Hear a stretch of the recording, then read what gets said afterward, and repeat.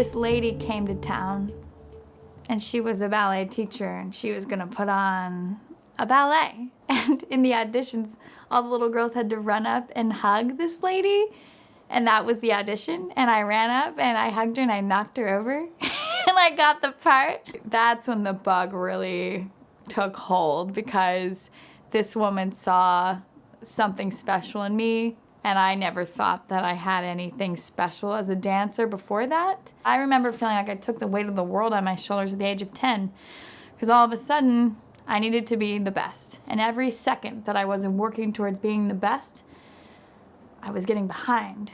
I started to feel limited in the structure of the dance world. Even outside of the ballet world, I felt like there's so much more here. I want to use my voice. I want to play around with sounds and vibrations and flavors, and I'm very interested in words. I'm hungry to uncover new ways of telling a story. I mean, I hardly had any acting training or singing. I had never done a musical. My first musical was a chorus line when I was 16 though. And the experience was so powerful. It was so nice to tell a story and be a character and like have these interactions. It was just like my heart was singing and I had to have more. I am an artist, whether I like it or not.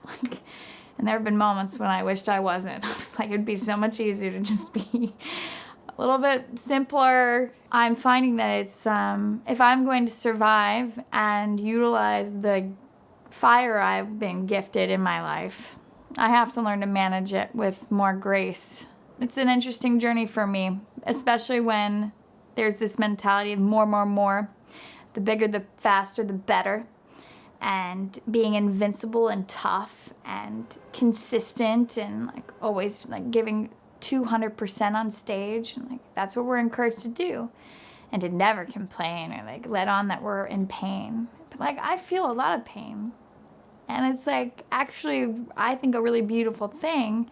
And I'm very interested now in sharing that part of my story too. Like I would like people to know they're not alone in their pain, and that pain creates a beautiful landscape. And it's a lovely way, I think, of melding past, present, and future is through storytelling, because a story is different every time. And it's often about something that happened, but it's not, the story takes on a life of its own. And so does art. So to me, the story is always happening. So I could paint something and then like that story takes off, because every time you engage with it, it becomes a new story. I'm uncovering stories. And so when I have a choice to make about whether I go that way or this way or like talk to this person, I'm always like, what would be a more interesting story? Like I want to show up for the story of my life instead of let someone else write it. Like I don't want to sit in front of a TV and watch stories while my life goes by. I want to go live my story.